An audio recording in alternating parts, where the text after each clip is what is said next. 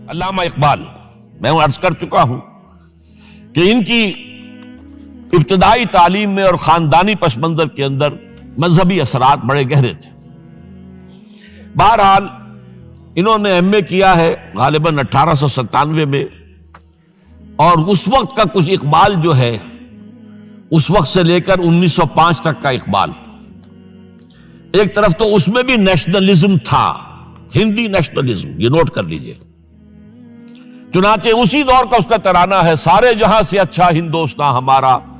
آج بھی جو ہندوستان کا ریڈیو ہے اور ہندوستان میں حکومت کے زیر اہتمام اس ترانے کی جو ہے وہ بڑی سرپرستی ہوتی ہے، بہت اس کو جو ہے نشر کیا جاتا ہے، سارے جہاں سے اچھا ہندوستان ہمارا، ہم بلبلیں ہیں اس کی، وہ گلستاں ہمارا۔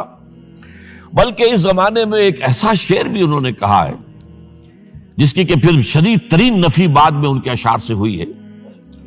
انہوں نے ایک نیا شوالہ کے نام سے جو نظم لکھی کہ سچ کہہ دوں اے برہمن گر تو برا نہ مانے، تیرے صنم قدوں کے بت ہو گئے پرانے۔ اسی میں ایک شعر ہے کہ پتھر کی مورتوں میں سمجھا ہے تو خدا ہے، خاک وطن کا مجھ کو ہر ذرہ دیوتا ہے، خاک وطن کا مجھ کو ہر ذرہ دیوتا ہے۔ اس درجے گہرا انڈین نیشنلزم اقبال کے اندر بھی موجود تھا۔ لیکن جب اقبال انگلستان گئے ہیں، یہ 28 برس کی عمر میں انگلستان گئے ہیں سن 1905 میں، اور 3 سال وہاں رہے، انگلستان اور جرمنی، اور بیرسٹری بھی کی، اور چونکہ فلسفی تھے پی ایچ ڈی بھی کر کے آئے۔ اس عرصے میں معلوم ہوتا ہے کہ اقبال کی قلب ماہیت ہو گئی۔ یہ میرا ایک تجربہ ہے، بڑا پرانا ہے، میرا مشاہدہ تھا۔ 1970 میں پہلی مرتبہ میں انگلستان گیا تھا، میرے چھوٹے بھائی وہاں زیر تعلیم تھے، انہوں نے بلایا تھا۔ وہاں میں نے دیکھا کہ یونیورسٹیوں میں پڑھنے والے ایک P H D, 2 P H D کرتے ہوئے لوگ بیٹھتے ہیں، جمعے کے روز قرآن پڑھتے ہیں، درس قرآن ہوتا ہے، اور وہ ایک دوسرے سے قرآن پڑھ کے سنتے بھی ہیں تاکہ جو تجوید کی غلطیاں ہوں ان کی تصحیح ہو سکے۔ اور میں نے سوچا کہ پاکستان میں اس سطح کے لوگ جو ہیں کبھی اس قسم کی مصروفیت میں مبتلا مجھے تو نظر نہیں آئے۔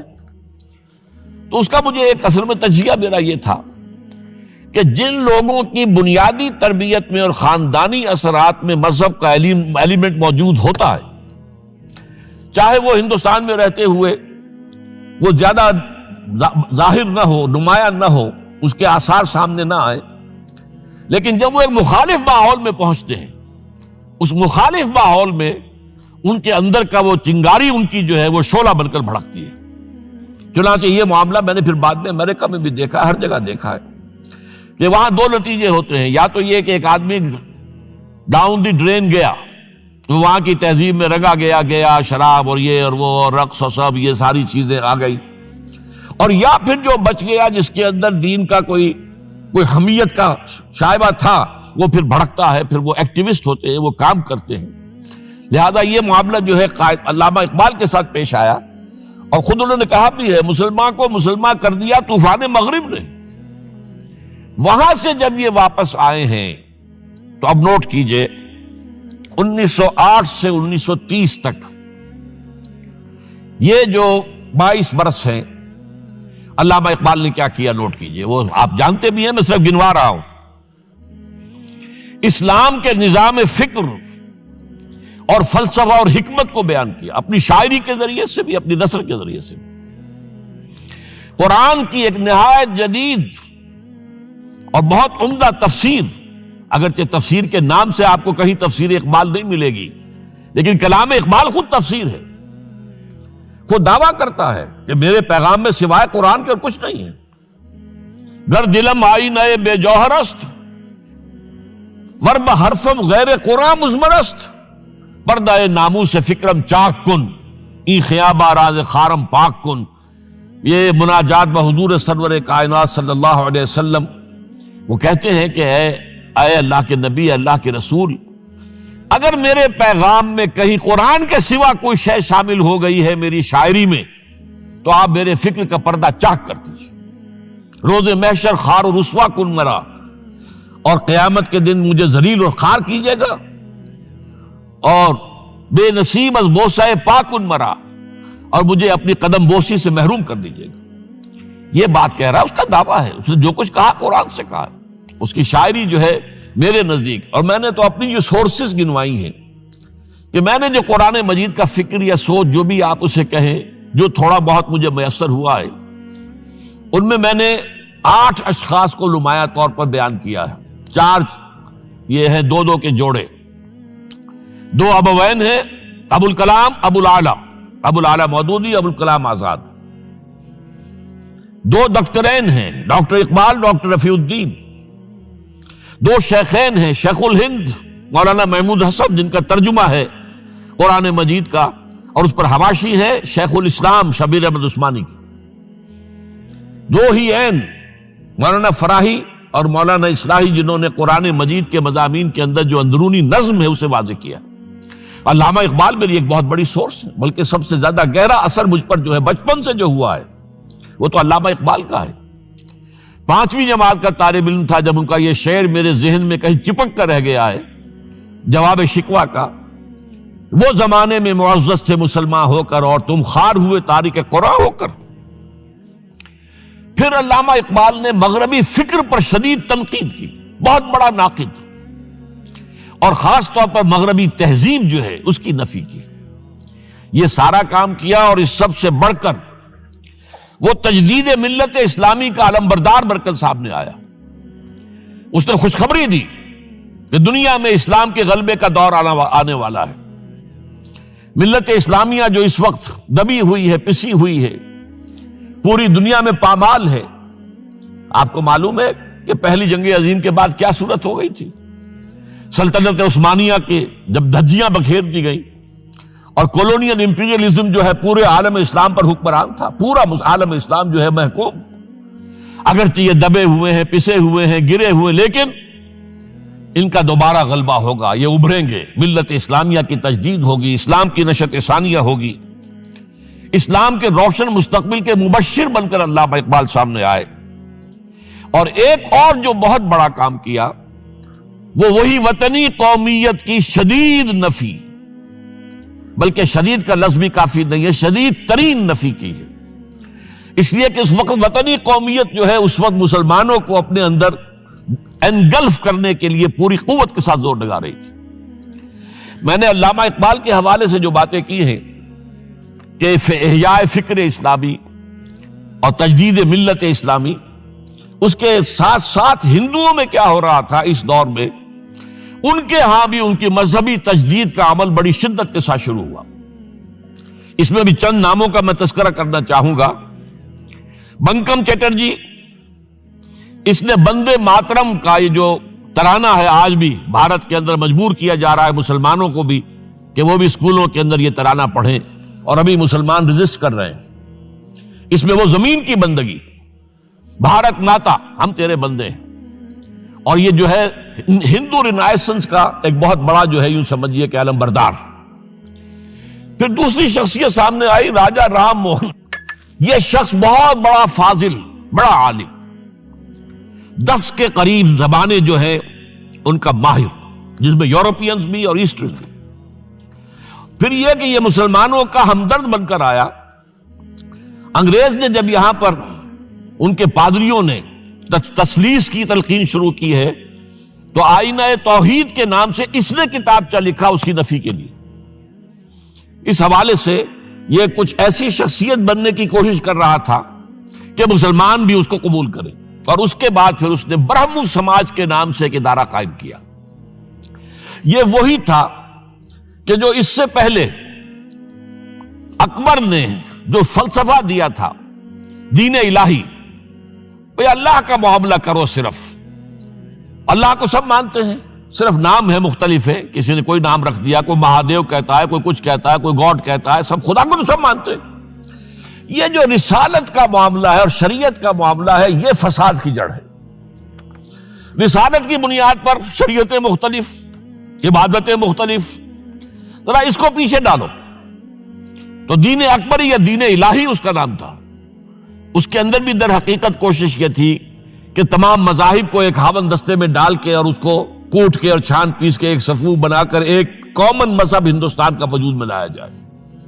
بہرحال اس وقت اللہ تعالیٰ نے کھڑا کیا ہے حضرت مجدد الفسانی رحمۃ اللہ علیہ کو کہ جنہوں نے اس فتنے کی سرکوبی کی.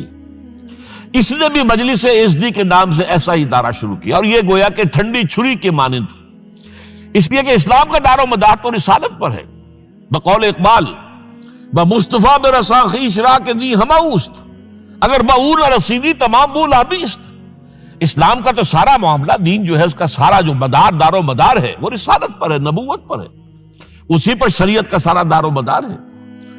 رسالت سے کاٹ دیجئے، حدیث سے کاٹ دیجئے، سنت سے کاٹ دیجئے، تو پھر قرآن کو پھر موم کی ناک بنا کر جو چاہیں آپ تعبیر کر لیں، جو چاہیں تشریح کر لیں، جدھر چاہیں اسے موم کی ناک کی طرح بوڑ کر لے جائیں. بہرحال اس معاملے میں بھی پھر ایک تیسری تحریک جو شروع ہوئی وہ بہت ملیٹنٹ تھی، آریہ سماج. دیانند سرسوتی نے، یہ ملیٹنٹ تھی اور بڑی اس کی جو ہے پذیرائی ہوئی ہندو معاشرے میں. انہوں نے کھل کر یہ کہا کہ ہندوستان صرف ہندوؤں کا ملک ہے، یہاں مسلمانوں کے لیے کوئی جگہ نہیں، لہذا یا ہندو ہو جائیں مسلمان اور یا پھر یہاں سے ہجرت کر جائیں. کھل کر آریہ سماج، اسی کے تحت پھر مہاسبھا بنی، اسی کے تحت RSS، انتہائی ملیٹنٹ آرگنائزیشن جو ہے ہندوؤں کی، یہ سب جو ہے دیانند سرسوتی کا. یہ اسی طریقے سے پھر شدھی کی تحریک شروع ہو چکی تھی، ریکلیم کرو مسلمانوں کو. یہ ہم ہی میں سے تھے، ان کے آباء و اجداد کہیں جو ہے مسلمان ہو گئے، انہیں واپس لو.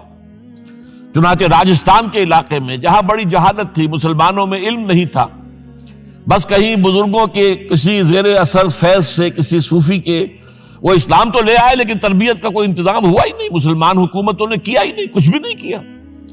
تو نتیجہ یہ نکلا کہ بڑے پیمانے پر شدھی کی تحریک ہو رہی تھی.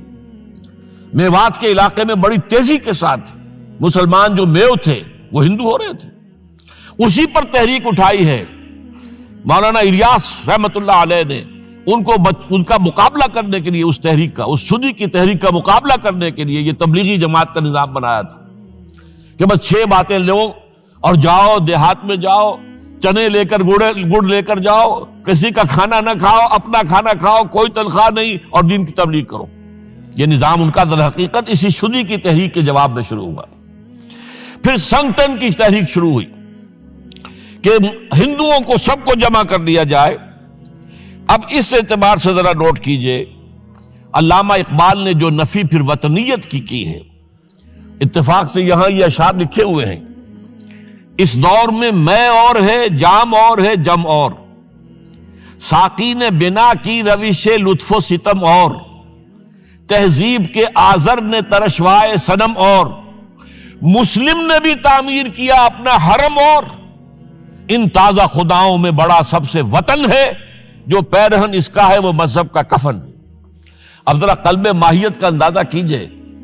وہی شخص جو کہہ رہا تھا کہ خاک وطن کا مجھ کو ہر ذرہ دیوتا ہے، وہ آج اس وطن کو ایک سب سے بڑا بت قرار دے کر اور اس کا قلع کما کرنے کے لیے کس قدر زوردار الفاظ جو ہے. اور یہی دوسری طرف یہ بت کہ تراشیدہ تہذیب نوی ہے. یہ جو نیشن سٹیٹ کا تصور ہے، یہ 18ویں صدی سے یورپ میں شروع ہوا. نیشن سٹیٹ، ایک ملک میں رہنے والے سب شہری ہیں، برابر ہیں، اور ان کے اندر مذہب کا اختلاف ہو، یہ اس کا کوئی حیثیت نہیں.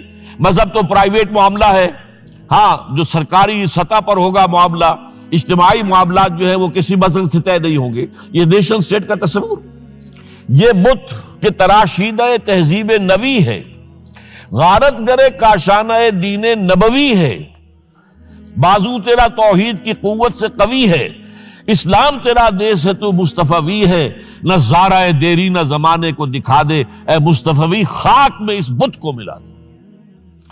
اس سے بھی زیادہ مجھے ملا ہے ایک ان کے قطعہ جو ہے: منزل راہ رواں دور بھی دشوار بھی ہے، کوئی اس قافلے میں قافلہ سالار بھی ہے، بڑھ کے خیبر سے ہے یہ مارکہ دین و وطن. خیبر، غزوہ خیبر سے کہیں بڑھ کر یہ دین و وطن کا مارکہ، کہ ہمارے نزدیک ہماری قومیت کی بنیاد ہمارا دین. آج دنیا یہ کہتی ہے کہ قومیت کی بنیاد وطن ہے. یہ جو مارکہ دین و وطن ہے، بڑھ کے خیبر سے ہے یہ مارکہ دین و وطن. اس زمانے میں کوئی حیدر کرار بھی ہے، تو واقعہ یہ ہے کہ علامہ اقبال نے اس سلسلے میں وہ رول بھی پلے کیا کہ جو حضرت مجدد الفسانی رحمۃ اللہ علیہ نے دین اکبری کا قلع قبا کرنے میں ادا کیا تھا، اور اس میں کوئی شک نہیں ہے۔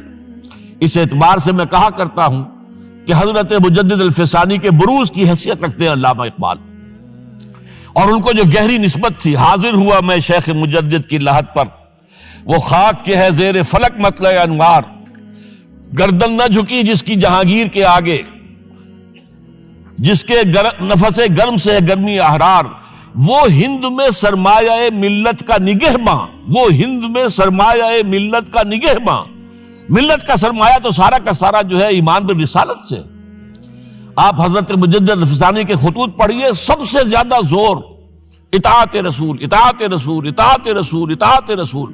جس کی جڑ کاٹنے کی کوشش کی تھی دین الہی کے ذریعے سے اکبر نے، اس کو دوبارہ مستحکم کیا ہے وہ مجدد الفسانی رحمۃ اللہ علیہ نے۔ اب آئیے 1930 کا ماہ دسمبر، اس میں ایک بات ہم دیکھ چکے، محمد علی جناح ہندوستان کی سیاست سے مایوس ہو کر ملک چھوڑ کر انگلستان میں جا کر آباد ہو چکے۔ اور اس ضمن میں ایک واقعہ میں آپ کو سنا دوں۔ ایس ایم اکرام صاحب کا نام بہت سے حضرات کے علم میں ہوگا، ان کی 3 کتابیں جو ہیں بڑی مارکت الآراء ہیں، آب کوثر، موج کوثر، روض کوثر۔ ادارہ ثقافت اسلامیہ کے ڈائریکٹر رہے بہت عرصے تک، بہت پڑھے لکھے آدمی تھے۔ وہ آکسفورڈ میں پڑھتے تھے اس زمانے میں۔ وہ لندن گئے، انہوں نے محمد علی جناح صاحب سے ملاقات کی اور کہا کہ آپ کیوں چھوڑ کر آ گئے ہندوستان؟ ہندوستان کے مسلمانوں کو آپ کی رہنمائی کی ضرورت ہے۔ تو جواب جو تھا محمد علی جناح کا وہ نوٹ کرنے کے قابل ہے۔ ہندوز آر انکوریجیبل، یہ ہے جو نتیجہ نکالا تھا محمد علی جناح نے۔ یوں سمجھیے کہ 24 برس کی محنت شاقہ کہ کوئی اتحاد کا فارمولہ طے ہو جائے، کوئی بنیاد ہو جائے، کوئی ہمارے مابین متفق علیہ اسکیم بن جائے، لیکن جس درجے مایوس ہوا ہے شخص، ہندوز آر انکوریجیبل، یہ ناقابل اصلاح ہے۔ اور مسلمانوں کا حال یہ ہے کہ ان کا ایک لیڈر جو بات مجھ سے کرتا ہے صبح کو، وہ شام کو ڈپٹی کمشنر کو بتا دیتا ہے۔ تو اب میں ایسی قوم کی رہنمائی کیسے کروں؟ تو یہ میں نے آپ کو یہ واقعہ بھی سنا دیا کہ وہ مایوسی کا عالم کیا تھا۔ لیکن اب جو ہے 1930 میں، جبکہ مسلم انڈیا کا ایک سورج تو غروب ہو گیا تھا، مغرب میں جا کر بیٹھ گیا، مغرب میں سورج غروب ہوتا ہے، ایم اے جناح تو وہاں بیٹھ گئے۔ ایک سورج اب طلوع ہوا ہے مسلم لیگ کے پلیٹ فارم پر، یہ ہے علامہ اقبال۔ 1930 کا جو ان کا خطبہ ہے الہ آباد کا، وہ بہت اہم، بہت اہم، بہت اہم۔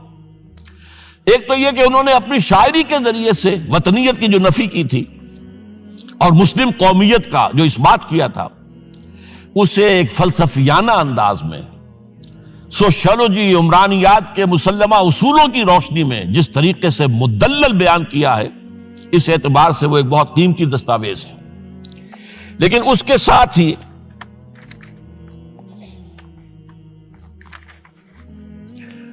انہوں نے ایک تجویز پیش کی، اور یوں بھی کہیے کہ ایک پیشن گوئی کی۔ وہ پیشن گوئی یہ تھی کہ ہندوستان کے شمال مغرب میں ایک مسلمان ریاست قائم ہوگی، اور پھر یہ بھی کہا میں مطالبہ کرتا ہوں کہ وہ قائم ہو۔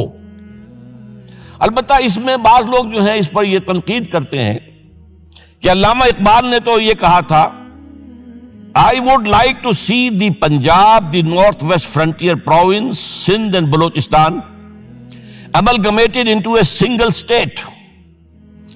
Self-government within the British Empire or without the British Empire. The formation of a consolidated Northwest Indian Muslim state appears to me to be the final destiny of the Muslims, at least of Northwest India. اس پہ اعتراض یہ کیا جاتا ہے کہ علامہ اقبال نے تو ہندوستان کے اندر برطانیہ کے حکومت کے اندر کے لیے تجویز دی تھی، لیکن یہ بات غلط ہے۔ اصل میں نوٹ یہ کیجئے کہ 1930 تک تو اس کا کوئی امکان ہی نظر نہیں آتا تھا کہ انگریز ہندوستان چھوڑ کے چلا جائے گا۔ تو اس وقت کے لیے ان کی تجویز یہ تھی کہ ہندوستان میں ایک صوبہ بنا دیا جائے، یہ آج کا پاکستان، یا یوں سمجھیے کہ جو کچھ عرصے پہلے 1 یونٹ بنا تھا، برٹش انڈیا میں بھی یہ 1 یونٹ کی حیثیت سے ایک سٹیٹ بن جائے، تاکہ اس علاقے میں مسلمانوں کے اندر جو کچھ قومیتی کچھ تھوڑا تھوڑا فرق ہے، کلچر کا فرق ہے، کچھ ان طرح کی چیزیں، زبانوں کا فرق ہے، تو یہ جو ہے مل جل کر ان کے اندر ایک قوم کا تصور جو ہے باقاعدہ پیدا ہو جائے۔ اسی لیے وہ کہتے ہیں I demand the formation of a consolidated Muslim state in the best interest of India and Islam۔ اب اس میں وہ بات یہ کہتے ہیں کہ for Islam it will be an opportunity to rid itself of the stamp that Arabian imperialism was forced to give it, to mobilize its laws, its education, its culture, and to bring them into closer contact with its own original spirit and with the spirit of the modern time۔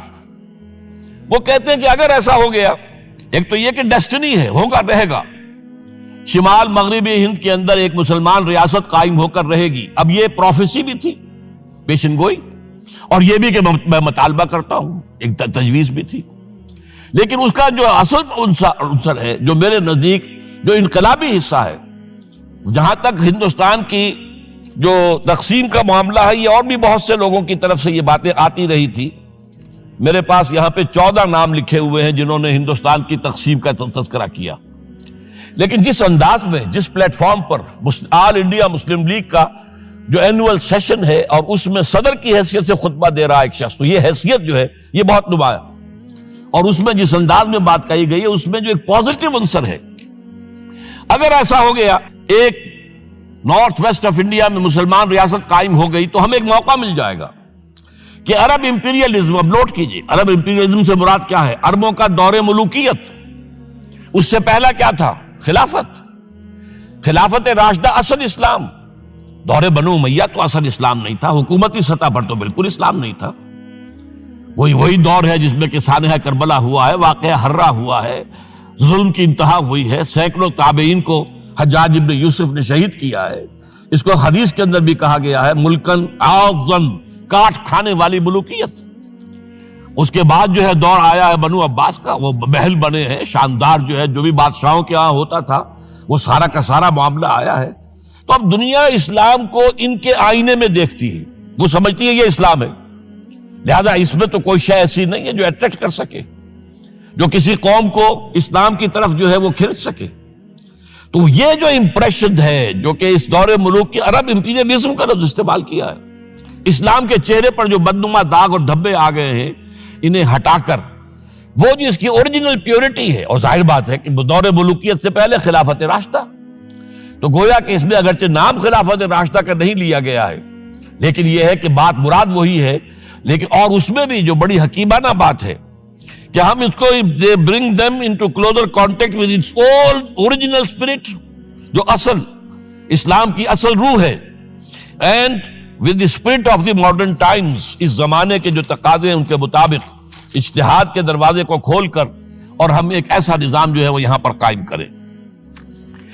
یہ ہے وہ چیز کہ جس نے تحریک مسلم league کے اندر ایک مثبت جذبہ، یہ نوٹ کر لیجئے میرے الفاظ، 1906 سے لے کر 1930 تک تحریک مسلم لیگ صرف ایک منفی موٹیو پر چل رہی تھی، منفی، نیگیٹو، خوف، ہندو کا خوف، ہندو دبا لے گا، ہندو ایکسپلائٹ کرے گا، ہندو معاشی طور پر بھی، تہذیبی طور پر بھی، ثقافتی طور پر بھی، مذہبی طور پر بھی شدی کی تحریک چل رہی ہے، ہمیں راستہ دکھایا جا رہا ہے، ہندوستان چھوڑ دو اور بھاگ جاؤ، چلے جاؤ۔ یہ سارا خوف کا عنصر تھا، اور اس میں تحفظات تلاش کرنے، کوئی ایسی یقین دہانیاں کہ وہ مسلمانوں کے حالات بہتر ہو جائیں، اس کے علاوہ کوئی اور موٹیو نہیں تھا، یہ منفی موٹیو تھا۔ اور اس کی وجہ ساتھ ہی یہ ہے کہ مسلم لیگ اس وقت تک کوئی عوامی جماعت تھی ہی نہیں، بلکہ کچھ خواص، جو اونچے لوگ، نوابوں اور نوابزادوں اور ان ایسے لوگوں کی جو ہے یہ ایک جماعت تھی۔ لیکن 37 میں جو یہ انجیکشن لگا ہے یہ پازیٹیو ہے۔ اس کی مثال میں دیا کرتا ہوں کہ کوئی مریض پڑا ہوا اپنے بیڈ پر اور گلوکوز کی بوتل لگی ہوئی ہے اور ایک ٹیوب چل رہی ہے، تو اس کے اندر ہی کوئی اب انجیکشن لگانا ہے تو اس ٹیوب میں لگا دیتے ہیں، ایسا نہ ہو کہ کوئی اور پرک دینی پڑے مریض کو اور اسے تکلیف ہو۔ تو گویا کہ مسلم لیگ کا جو بھی وہ ایک نظام تھا اس میں ایک انجیکشن لگایا ہے علامہ اقبال نے 1930 کے خطبے میں۔ اگلی بات، اس کے بعد یہی انجیکشن علامہ اقبال نے لندن میں مسٹر محمد علی جناح کے ذہن و فکر میں لگایا ہے۔ اس کا واقعہ کیا ہے؟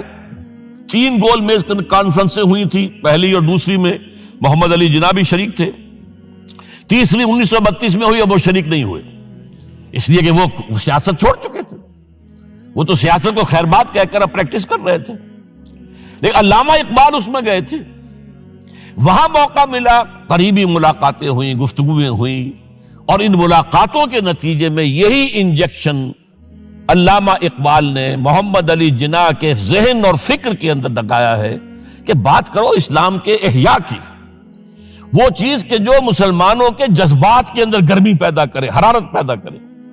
اس حوالے سے یہ جو انجیکشن لگایا گیا ہے، اسی سے پھر یہ کہ ان کے مزاج کے اندر ایک تبدیلی آئی۔ کچھ اور لوگوں نے بھی انہیں کہا ہوا تھا، لیکن یہ کہ خاص طور پر یہ بات اقبال کی تھی جس کی اپنی ایک حیثیت تھی۔ بہرحال 1934 میں ایم اے جناح واپس آ گئے، پھر انہیں مسلم لیگ کا تا حیات صدر بنا دیا گیا، پھر انہوں نے مسلم لیگ کو سنبھالا ذرا، لیکن 1936 کے الیکشن جو آئے یہاں پر، اس میں کانگریس پوری اوور ویلمنگ میجورٹی سے جیت گئی۔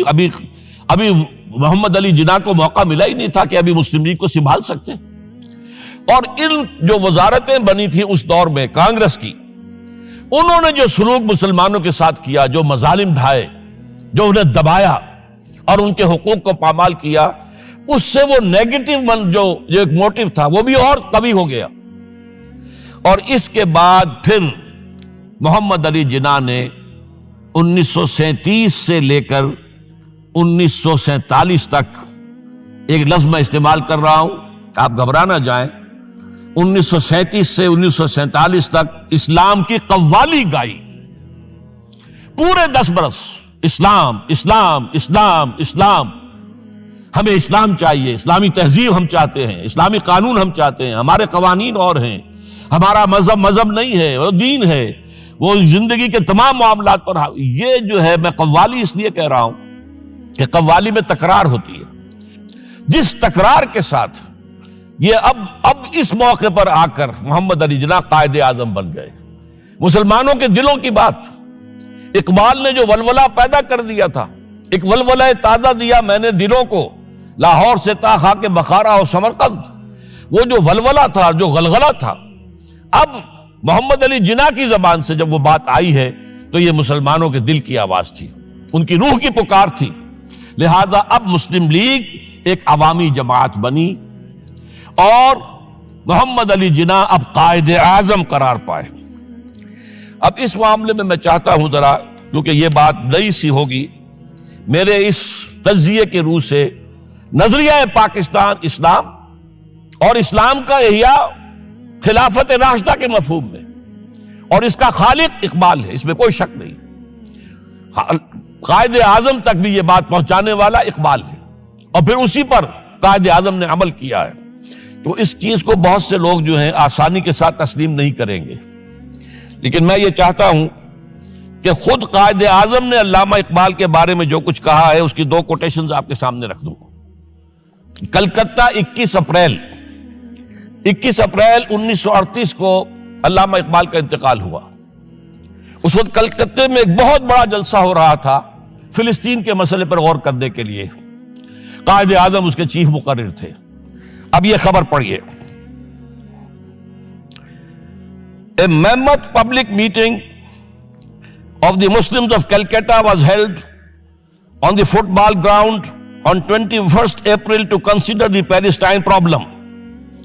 But it was converted into a condolence meeting to mourn the death of Allama Iqbal.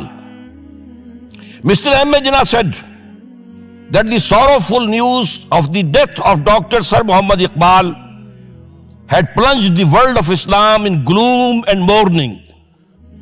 Sir Muhammad Iqbal was undoubtedly one of the greatest poets, philosophers and seers of humanity of all times. Note kijiye, one of the greatest poets, philosophers